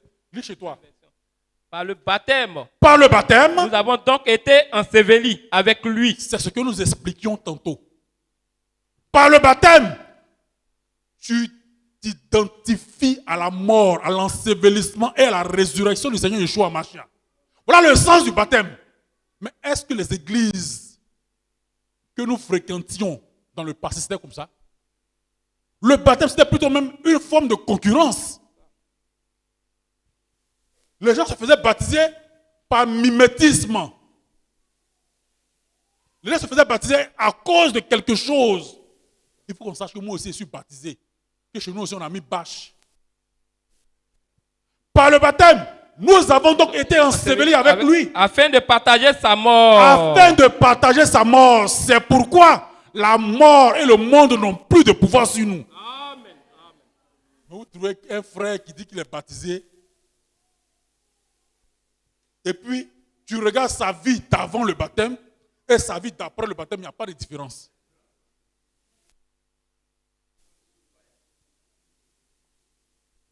Avant qu'il ne soit baptisé, numéro 1, ou bien numéro 1 dans le quartier, comme étant la plus grande critiqueuse. Elle est venue à l'église, elle a pris son baptême. L'ancien s'est fatigué pour la baptiser. Elle est devenue numéro 0. C'est-à-dire, elle est devenue championne intercontinentale de critique. Ceinture noire de critique. Interplanétaire.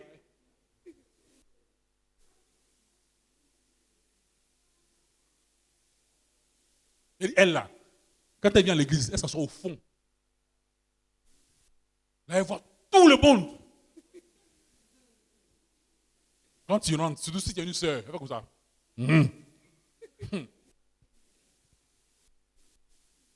Elle a porté long talon. Ah, c'est quel genre de soeur ça? Et puis, quand c'est comme ça, elle a sa camarade, sa camarade critiqueuse dans l'église. Même chose. Ah, tu as vu. Et puis, tellement elle est méprisante, Quand tu avais désigné le frère ou bien la soeur, comme ça. Tu l'as vu encore aujourd'hui.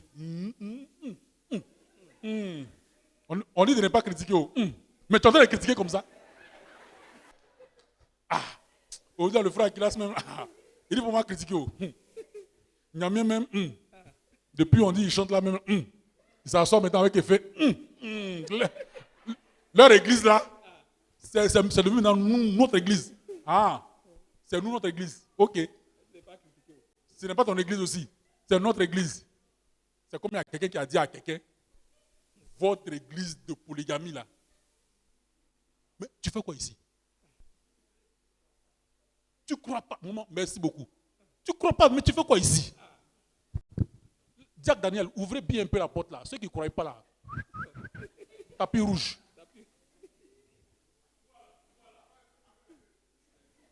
Quand c'est ça là, allons un peu. On va nulle part. On revient dans la parole. Vous aimez les choses comme ça? Frère, continue s'il te plaît. Tout ce que nous étions autrefois. Non, par le baptême. Par le baptême, nous avons donc été ensevelis avec lui afin de partager sa mort. Oui. Tout ce que nous étions autrefois est à présent mort. Mort et enterré. Frère, dites amen. Tout ce que nous étions autrefois mort et enterré. C'est une très belle traduction, parole vivante. Ce que nous étions autrefois. Dans le monde, tu te tapais 3 go. Vanessa, Ruto, Sandrine. Tu as pris ton baptême au nom de l'Éternel Yeshua Mashiach. Tu reviens dans l'église, en plus de Vanessa, Ruto, Sandrine, tu as ajouté Korotumu, Maïmouna et puis Solange. Et puis tu dis, vive la polygamie, vive la polygamie. Ça c'est vive la débauche. Ce que nous étions autrefois est à présent mort. Et enterré. Et enterré. Mais pourquoi tu continues encore d'avoir ce genre de sentiment dans ton cœur? C'est que tu n'es pas mort. Tu es un infiltré tout simplement parmi nous. Et pourquoi cela? Pourquoi cela? Vous savez que le Christ a été ressuscité d'entre les morts par la puissance glorieuse du Père. Nous aussi. Nous avons reçu une nouvelle vie. Frère, si tu es vraiment né de nouveau, tu as reçu une nouvelle vie. Tu as pris ton baptême, tu as déclaré publiquement que tu fais partie de la troupe des vainqueurs. Et tu enclenches ta marche vers le ciel. Tu as maintenant une nouvelle vie. Et nous sommes appelés à mener notre existence sur un plan nouveau. Amen. Mais toi, tu es toujours le même. Hier, aujourd'hui, éternellement. La même critiqueuse là. Tu es devenu pire. Et comme si ça ne suffit pas, tu as fallu mettre un bon sur WhatsApp. Béret de Yeshua Mashiach. Page comme ça, frère. Et puis dedans, tu trouves la sœur Eza, la sœur Anna, la sœur Nadine. Elles ont un groupe de WhatsApp. Et puis quand on publie les photos, elles copient, elles mettent ça dans leur groupe. Elles vont décrire. La sœur aujourd'hui. Pendant les offrandes, regarde comment elle marchait même. Vous êtes venus pour écouter la parole de Dieu pour transformer vos vies. Sœur, dites amen. Généralement, c'est les sœurs là qui aiment critiquer. Soyez délivrés au nom de Yeshua Mashiach. Vous avez dosé, hein? Le frère qui a tiré à gauche, à droite. Non, c'est pour votre bien. C'est pour votre bien. Il ne faudrait pas que ce soit ainsi. Vous venez écouter la parole de Dieu. Frère, sœur, ne soyez pas comme des gens qui viennent écouter la parole de Dieu pour les autres. Tu écoutes la parole de Dieu pour toi-même.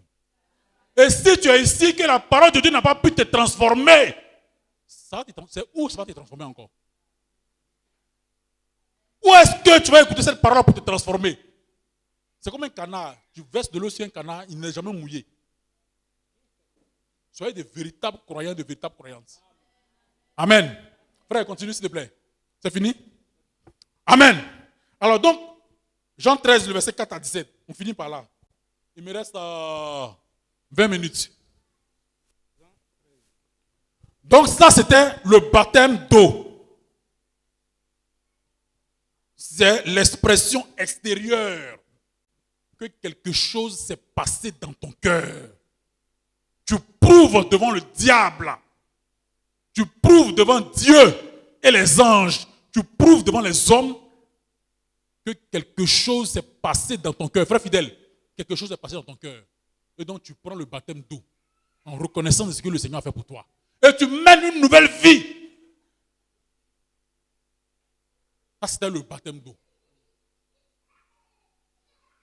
Deuxième ordonnance, le lavage des pieds. Jean 13. C'est par là que nous allons terminer. Et puis par la suite, comme je l'ai dit, généralement quand on parle de ces moments-là, on va directement dans la Sainte Seine, dans la communion. Mais il faudrait qu'on explique ces choses pour que chaque frère et chaque sœur soient affermis sur le fondement des Saintes Écritures. Le lavage des pieds. Jean 13, Jean verset 3. Verset 3 à 4. Non, verset 4 d'abord.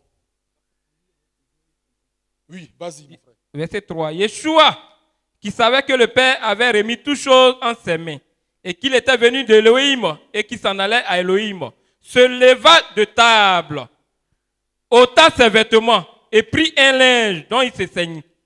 Ensuite, il versa de l'eau dans un bassin, et se mit à laver les pieds des disciples, et à les essuyer avec le linge dont il était saint.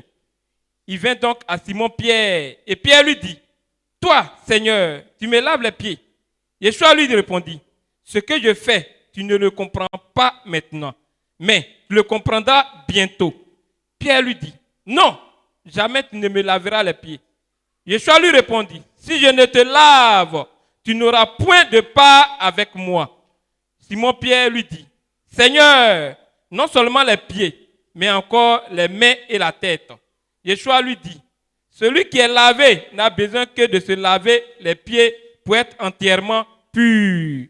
Et vous êtes purs, mais non pas tous, car il connaissait celui qui le livrerait. » Continue mon frère, s'il te plaît.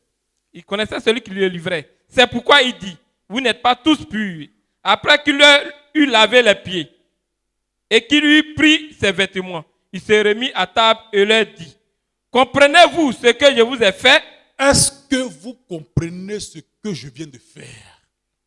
Vous m'appelez maître et seigneur. Vous m'appelez maître et seigneur. Et vous dites bien.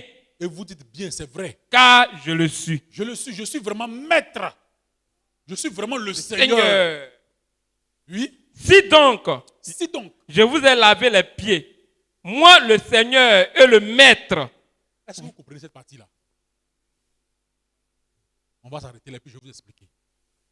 En Israël, à l'époque, dans le temps, suivez-moi ici s'il vous plaît, on finit dans 20 minutes. En Israël, à l'époque, il n'y a pas de voie bitumée, il n'y avait pas de, comment on l'appelle, il n'y avait pas de goudron, comme on le dit simplement. Les voies n'étaient pas bitumées. Et donc les voyageurs avaient pour habitude de voyager à pied ou bien d'aller sur les chevaux, ainsi de suite, ainsi de suite. Et donc quand ils marchaient pendant le voyage, leurs pieds se salissaient, se recouvraient de poussière. N'est-ce pas? Leurs pieds se recouvraient de poussière. Et quand ils sont invités chez quelqu'un dans une maison, avant de rentrer dans la maison de ce quelqu'un-là, ce monsieur, il avait des serviteurs, des boys, comme on le dit souvent, ou des servantes. Frère Akar, il ne faut pas dormir. Mais comment vous arrivez à dormir à cette heure-là? Moi, je suis en train de crier comme ça, et puis vous dormez. Frère Daniel, désormais, il faut me trouver un mégaphone. Comme ça, ceux qui dorment, je crie. Et donc, suivez. Donc, avant de rentrer dans la maison de quelqu'un, le monsieur, il avait des serviteurs, il avait des servantes. Et devant sa porte, parmi les servants, ou les servantes, ou les serviteurs, il y avait plusieurs catégories de serviteurs. Le serviteur le plus vil, le moins payé, le moins considéré, c'est lui qui était chargé de laver les pieds des invités avant que les invités puissent rentrer dans la maison de leur maître. Est-ce que vous comprenez un peu? C'est le serviteur qui lavait les pieds avant que les hôtes ou les invités rentrent dans la maison de leur maître. Ce n'était pas le maître qui lavait les pieds. C'est pourquoi Yeshua dit, moi le maître et le Seigneur, j'ai fait ça. Ce n'est pas mon travail. Est-ce que vous comprenez un peu? Ce n'est pas mon rôle de le faire, mais je voulais vous montrer un exemple. Est-ce que vous comprenez un peu? Donc, Yeshua Hamashiach, avant que nous puissions rentrer dans la maison de son Père, il joue le rôle de serviteur. Il se met à la porte, il lave nos pieds, il prend nos péchés, il nous nettoie avant que nous puissions rentrer dans la demeure du Père. C'est le sens du lavage des pieds. Est-ce que vous avez compris ça? Frère, viens lire ici s'il te plaît. Ce que frère Branham dit. Et nous terminons par là. Où j'ai entouré la paragraphe 91. Ordination. Il y a des gens qui essaient de dire que ce n'est pas nécessaire. Il y a des églises qui disent que ce n'est même pas nécessaire de faire le lavage des pieds. Et vous les connaissez. Ce qui les intéresse, c'est la communion. Point barre. Et en une certaine mesure, le baptême d'eau. Ils font d'abord le baptême d'eau. Et puis ils font la communion. Le lavage des pieds n'est pas pratiqué. Ils disent que ce n'est pas important. Pas nécessaire. Ce n'est pas nécessaire. C'est d'eux que le frère Branham parle. Donc, vous qui êtes ici, il faudrait que vous sachiez que ça fait partie des ordonnances ou des ordres ou des commandements que le Seigneur a laissés à l'église véritable. Continue. Bien sûr, je ne veux pas dire que les pieds des gens ont besoin d'être lavés. Ce n'est pas ça. On ne vient pas ici parce qu'on ne s'est pas lavé. La preuve, on va se laver le 31 décembre, vers 18h, 19h. Et puis à 20h, on sera ici. Frère Joël, n'est-ce pas? On ne se lave pas les pieds parce que nos pieds sont sales. Non. On se lave les pieds parce que le Seigneur a dit, je vais vous donner un exemple afin que vous puissiez faire la même chose. C'est un symbole qu'il y a derrière. Une explication, et c'est ce que nous sommes en train de voir. Continue mon frère, s'il te plaît. Peut-être que les leurs n'en avaient pas besoin. Mais Mais, c'était un acte d'humilité. Frère, Amen. frère, dites Amen. C'était un acte d'humilité. Lui le maître, lui le Seigneur, lui le créateur. Comment il peut faire ça? Comment? Habituellement, c'est le serviteur le plus vil, le moins considéré. C'est lui qui lave les pieds des gens. Comment moi, le maître et le Seigneur, je viens vous laver les pieds à vous mes créatures. Comment moi, Dieu, je viens laver vos pieds. C'était un signe d'humilité que le Seigneur voulait nous montrer. Ça veut dire que dans l'église du Seigneur, il n'y a pas de grand. Il n'y a pas de grand. Si tu es grand à Versus Bank là-bas. Tu es grand à... Frère Samuel, ton entreprise c'est quoi? Corporation, quelque chose comme ça. C'est là-bas que vous êtes grand. Dans l'église du Seigneur, on est tous pareils. Amen. Mais on se respecte mutuellement. Continue mon frère. C'est un acte à accomplir. C'est un acte à accomplir. Tout aussi essentiel que le baptême d'eau. Frère, dites Amen. C'est aussi essentiel que le baptême d'eau. Donc, de la même manière dont nous considérons le baptême, de cette même manière-là, nous devons considérer aussi le lavage des pieds. Amen. Continue, mon frère. Parce qu'il a dit. Parce qu'il a dit. Je vous ai donné un exemple. Oui. Afin que vous fassiez les uns aux autres comme je vous ai fait. C'est ça. Continue. Et nous voyons qu'une veuve. Ici. 93. Oui. S'il y a quelque chose que nous voulons être.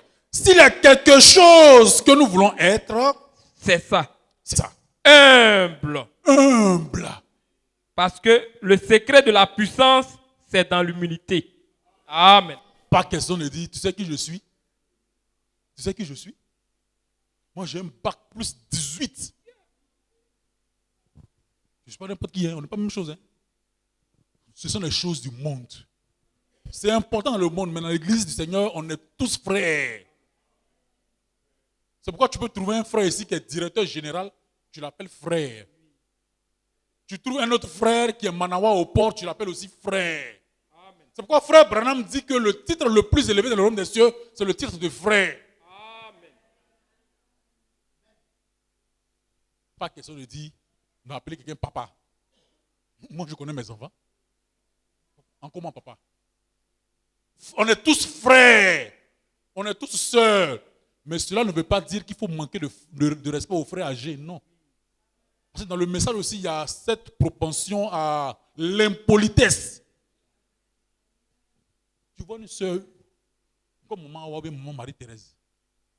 Ce sont les mamans qui peuvent mettre au monde même tes parents. Tu les salues et puis tu es assis. Tu vois le frère il est où? Frère, le frère du truc à Boubou là. Ah, voilà le frère. Frère, avec les cheveux blancs, il vient te saluer. Shalom frère. Quelle impolitesse. Quelle impolitesse. Parce que tu es dans l'église, tu t'assois avec lui à ses côtés. Les gens sont devenus impolis. Mal éduqués. Mal polis. Sous prétexte qu'on est dans le message. Mais être dans le message ne veut pas dire que tu dois être impoli. Parce qu'en temps normal dans le monde là, le frère Dibi, avant d'accéder à lui là, tu vas passer au moins 3 gardes. Mais vous êtes à l'église ici avec les frères impolis. Le Jack Daniel là, c'est un grand dans le monde. Vous voyez quand il vient, il a une plaque jaune, non? Vous voyez que c'est tout le monde qui a plaque jaune. Et puis il te parle, il dit, sœur, assieds-toi ici. Tu le regardes comme ça. Quelle impolitesse. Quelle impolitesse. Le frère dit, non frère, quand tu viens à l'église, il ne faut pas péter. Hein? Habite-toi correctement la prochaine fois. Il dit, non, mon lui là. Des gens impolis qui transposent et transportent leur mauvaise éducation dans l'église. Il ne faudrait pas que ce soit ainsi. Continue mon frère, s'il te plaît. Le secret de la puissance, Le secret de la puissance, c'est dans l'humilité. c'est dans l'humilité, frère.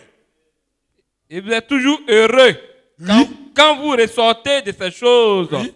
et les avoir pratiquées. C'est ça. C'est une ordonnance bénie. C'est une ordonnance bénie comme la Sainte Seine. Amen. Oui. De communion fraternelle Oui. que nous observons ici à l'église. Dites Amen. Amen. Dites encore Amen. Amen. Vous êtes fatigué? Non, ne me flattez pas. Si vous êtes fatigué, dites-moi, je vais vous libérer. Qui n'est pas fatigué? Bon. Demain férié. Ah. Oh, frère Joël. Il faut être un peu sérieux, pardon. Hein? Demain n'est pas férié. Bon, on lit les destinations et puis on va partir. Hein? Demain n'est pas férié. Hein? Si vous ne pouvez pas travailler demain, ils vont vous renvoyer. Hein? Paragraphe 204. Paragraphe 204, on termine par là. Eh bien, Suivez-moi un peu, s'il vous plaît. Regardez-moi un peu. Frère Cyril, suivez un peu ici, s'il vous plaît. Paragraphe 204. eh bien, Eh bien, la première chose, oui, le laquais, c'est-à-dire le moins payé de tout le groupe. le laquais, en réalité, ça veut dire le manawa, le boy. Le moins que rien. Suivez-moi très bien. Hein? Vas-y. C'était le laquais laveur des pieds. Yeshua a joué le rôle de laquais laveur de pieds. Ce n'est pas lui le maître et le Seigneur qui devait faire ça. Mais il a joué ce rôle-là pour vous donner un exemple, pour vous montrer que dans l'église, on doit être humble les uns envers les autres. C'est ça qu'il a montré au Seigneur. Vas-y mon frère. L'homme qui lavait les pieds était le pire de tous, Frère. le moins payé. À l'époque, lui qui lavait les pieds là, c'était le plus vil. Le monsieur qui était au bas de l'échelle, le moins considéré. C'était lui qui lavait les pieds. Maintenant, Yeshua vient faire ce rôle-là. Ne vous estimez-vous pas heureux? Le grand roi est venu toi laver tes pieds. On dit, tu es qui? Mais Yeshua l'a fait pour toi et pour moi. Continue mon frère, s'il te plaît. Eh bien, Eh bien, j'aimerais vous dire quelque chose. j'aimerais vous dire quelque chose. Yeshua a exercé la fonction figurant au plus bas de l'échelle. Il a fait quoi? Il a exercé la fonction figurant au plus bas de l'échelle. Vous avez compris ça? Vous n'avez pas bien compris. Ça veut dire tout simplement que, en réalité, ce n'est pas ce que lui devait faire. Ce n'est pas lui qui devait faire ça. Ce n'est pas son rôle. Lui n'est pas serviteur, lui il est le Dieu tout-puissant.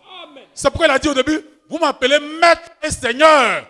Vous dites bien quand je le suis. Mais, étant maître et seigneur, ce n'est pas grave, je vais jouer ce rôle-là pour vous.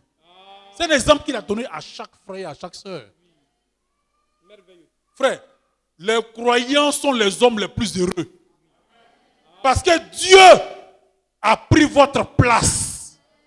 C'est nous qui devons laver les pieds du Seigneur. Mais il a inversé la chose. C'est lui qui a lavé nos pieds. Continue mon frère s'il te plaît. Il était un laquais. C'est un laquais. Alléluia. Alléluia. C'est ce qui me prouve qu'il était Dieu. Frère, Amen. ce qui prouve qu'il était Dieu. Ce qui prouve qu'il était grand. Parce que quand tu es grand là, tu n'as pas besoin de trop montrer que tu es grand. Ça se voit même de ta manière de faire. On le dit dans le monde, c'est les tonneaux vides qui font du bruit. Quand quelqu'un n'est rien là, il dit, tu sais qui je suis? Mais tu n'es rien tout simplement. Parce que si tu as quelque chose, tu as besoin de dire, tu sais qui je suis? Quand les gens te voient, ta manière d'agir, ta manière de te comporter, ta manière de faire, lui là c'est un croyant. Hein. Lui là, c'est un gars qui est bien. Tu n'as pas besoin de faire du bruit pour ça. C'est les tonneaux vides là qui font du bruit. Quand le tonneau est vide, il fait boum, boum, boum. Mais quand c'est plein, il fait doum, doum, doum. Continue mon frère, s'il te plaît. Il a exercé la fonction figurant au plus bas de l'échelle. C'est ça. Laver les pieds. Laver les pieds. On avait toutes sortes de laquais. On avait toutes sortes de laquais. Mais le plus bas qui lavait les pieds. Frère, soeur, vous voyez un peu dans les marchés là, où il y a les WC publics, où il y a les WC publics là. Vous trouvez quelqu'un qui... Voilà, vous voyez un peu, non? Ça. Voilà le rôle que le Seigneur a fait. Ou même quand on partait à Djamé pendant la saison de pluie, surtout les femmes, je ne sais pas qu'est-ce qu'il y a d'extraordinaire à Djamé qui n'a pas à Makori. Mais vous les voyez tout le temps à Djamé. Ça m'énerve parce que le samedi, c'est tombé dans un embouteillage qui m'a énervé. Regardez, à Djamé, pendant le mois de juin ou de juillet, il pleut beaucoup, non? Il y a les femmes qui vendent des sachets. Vous pouvez porter au marché, ou bien quand tu sors du marché, on te lave les pieds à 25 ou à 50 francs. Voilà le rôle que le Seigneur a joué. Continue. Il faisait la manicure. Il faisait la manicure. Et on avait tout de leurs pieds. C'est ça. Le laquais le plus bas. Le laquais le plus bas Qu'il y avait. Et Yeshua a occupé la place du laquais le plus bas. Frère, dites amen.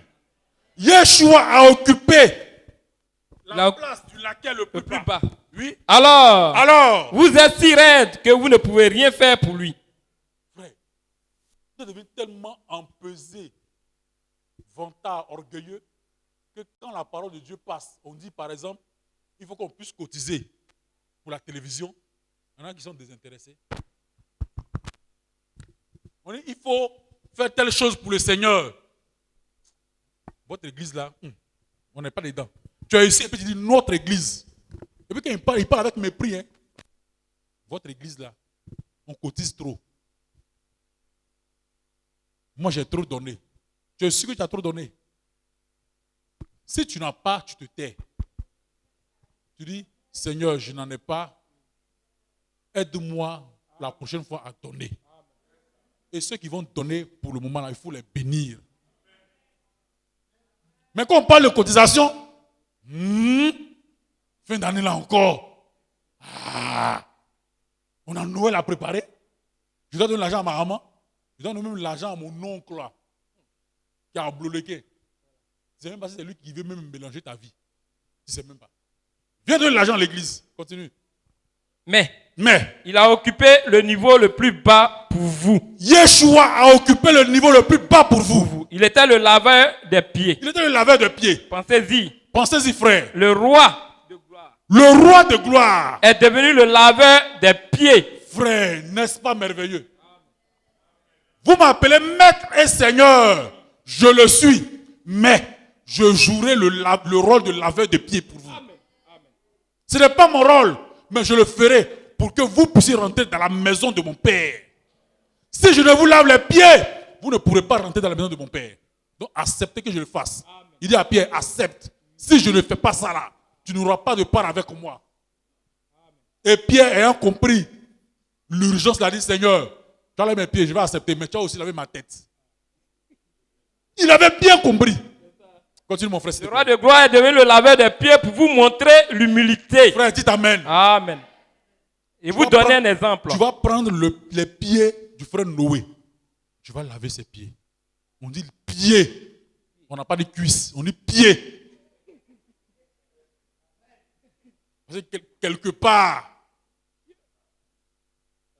tu vois le frère, mais il a plié son pantalon jusqu'au genou. Comme il a dépassé un peu les genoux. Heureusement que les soeurs ne sont pas là. Elles sont loin. Et c'est ce qu'on doit faire, frère. Il faudrait que les soeurs là soient loin. Il y a des frères qui ne comprennent pas encore. Il y a les soeurs aussi qui ne comprennent pas encore. Tu vas voir là, excusez-moi, je ne vais pas être pervers. Vous allez trouver la soeur à se lever son pied. Quoi? Regarde devant toi. Il faut que les soeurs soient loin. Si possible, même en bas ici ou bien quelque part. Et puis les frères soient en haut quelque part là-bas. Parce qu'il y a des frères qui sont mal affermis. Il y a des soeurs aussi mal affermis. Tu vas voir orteil de Paris, c'est une c'est orteil de guérir, il n'y a rien de bon dedans. Continue. C'est pour vous détendre. C'est pour vous détendre. On finit par là. Continue. Pour vous montrer l'humilité et vous donner un exemple. Pour vous montrer l'humilité, vous donnez un exemple de ce qu'il y a à faire et comment le faire. C'est ça. Continue. Et vous dites chrétien. Et vous dites chrétien. Et vous dites chrétien. Vous êtes très empesé. Frère, laisse-y aller pour toi. Tu es fatigué. Ce soir, tu as droit à 2 baouins. Je vais lire. On termine par là. Et vous dites chrétien. Vous êtes très empesé. Vous ne pouvez même pas tendre la main pour serrer la main à un mendiant dans la rue et lui parler du Seigneur. Vous ne pouvez même pas regarder même des gens, leur faire du bien. Même dans l'église, il y a des frères et des sœurs qui ne se parlent pas. Vous allez les voir le 31. Les plus courageux vont s'approcher des frères et des sœurs. Frère, j'ai quelque chose contre toi. Sœur, j'ai quelque chose contre toi. Puis ils vont réparer. Mais maintenant, ils vont garder ça dans le cœur. La même lèvre du frère que tu hais, que tu détestes là. Tu vas embrasser ça sur la coupe. Ce n'est pas une malédiction que tu prends comme ça. Nous voyons qu'il n'y a rien de bon en nous. Quand on pense à lui qui est devenu un laquais laveur de pieds, le plus bas qu'il y avait. En fait, dans son cœur, il était le plus élevé qu'il y avait. Il était le cœur de Dieu. Mais il est devenu le laquais laveur de pieds le moins payé. Lui qui était grand, il est devenu rien afin de vous racheter et de faire de vous grand. Amen. Et ici, le plus grand parmi les hommes, le plus grand parmi les hommes, Dieu manifesté dans la chair est devenu le laquais laveur des pieds par humilité. Le roi de toute l'éternité, de toute la gloire, le créateur des cieux et de la terre a lavé les pieds des hommes, les débarrassant de la souillure. Amen. Voilà ce que le Seigneur a fait pour nous. Bien-aimés frères et sœurs, c'est par là que nous terminons. En conclusion, partielle pour aujourd'hui, le Seigneur a donné 3 ordres ou 3 ordonnances à son Église. Et ces 3 ordonnances-là, on ne doit pas les spiritualiser. On doit les appliquer, les pratiquer à la lettre, physiquement et littéralement. Et ces 3 ordonnances sont le baptême d'eau, le lavage des pieds et puis la communion ou la Sainte Seine. Le baptême d'eau, en le faisant, tu prouves que quelque chose s'est passé dans ton cœur. Autrement dit, tu as été convaincu par la parole de Dieu. Sans pression et sans contrainte. tu déclares publiquement que tu reconnais le sacrifice de Yeshua HaMashiach à la croix. Et en prenant le baptême d'eau, tu t'identifies à la mort, à l'ensevelissement et à la résurrection du Seigneur Yeshua HaMashiach. C'est le début de la marche vers le ciel. Ce début-là doit bien commencer, doit bien se faire. Deuxième ordonnance, c'est le lavage ou le lavement des pieds. Le maître créateur du ciel et de la terre, le Seigneur de gloire, Dieu dans un corps humain, a joué le rôle de l'individu le moins considéré, le plus bas de l'échelle. Il a lavé les pieds de ses disciples pour nous donner un exemple, pour nous montrer que nous devons être humbles les uns envers les autres. Et que l'Église est constituée d'hommes et de femmes qui sont au même niveau. Et ensuite, nous allons voir la scène après. Mais en substance, voilà ce que nous voulons dire ce matin. Si tu n'as pas encore franchi la première étape, c'est-à-dire le baptême d'eau, ce matin, ne remets pas à demain ce que tu peux faire aujourd'hui, parce que demain ne t'appartient pas. Il y a possibilité que tu prennes le baptême d'eau, parce que tant que tu n'as pas encore été baptisé d'eau, conformément aux Saintes Écritures, tu ne peux pas prendre part au lavage des pieds. Et si tu prends part au lavage des pieds, celui à qui tu laves les pieds, tu dois le considérer comme étant au-dessus de toi. Et s'il est au-dessus de toi, s'il est ton patron, s'il est ton chef, tu ne peux pas parler en mal de lui, même dans les couloirs de l'église. Que le Seigneur vous bénisse. Amen. On va se tenir debout, on va remercier le Seigneur. Il est midi.